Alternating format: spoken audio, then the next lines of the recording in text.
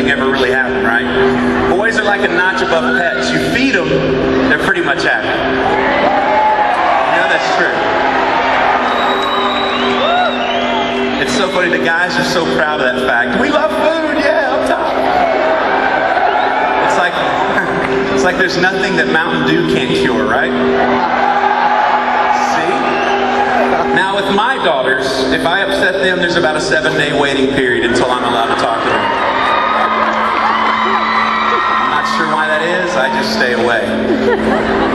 But I will have to say there's something incredibly special between myself and my daughters. I love my kids equally, but there is something different about that relationship between a father and his daughters.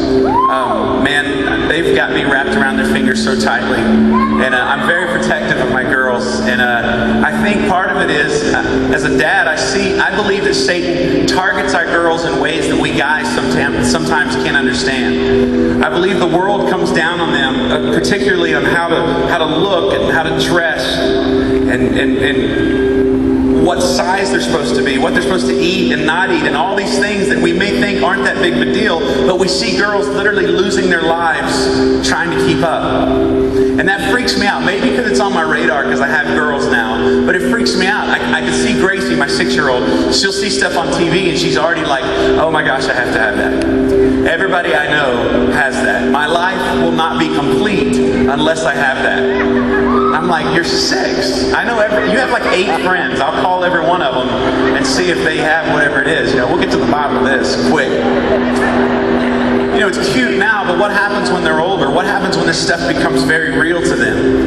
And the best advice I've ever been given as far as being a parent is to never let your children question if they're loved. It's to never let your children question if God has a plan for them. In other words, parents, if you want to make a difference in your kid's life, show them and tell them that you love them on a regular basis. It'll change the rules for the game very quickly. And man, I try to tell my kids, I try to tell my daughters, man, they are beautiful in the eyes of Christ, and that God has an amazing plan for them every day. And some of you guys are like, is this a Women of Faith conference? What's up? What are you talking about? But trust me, it has a point.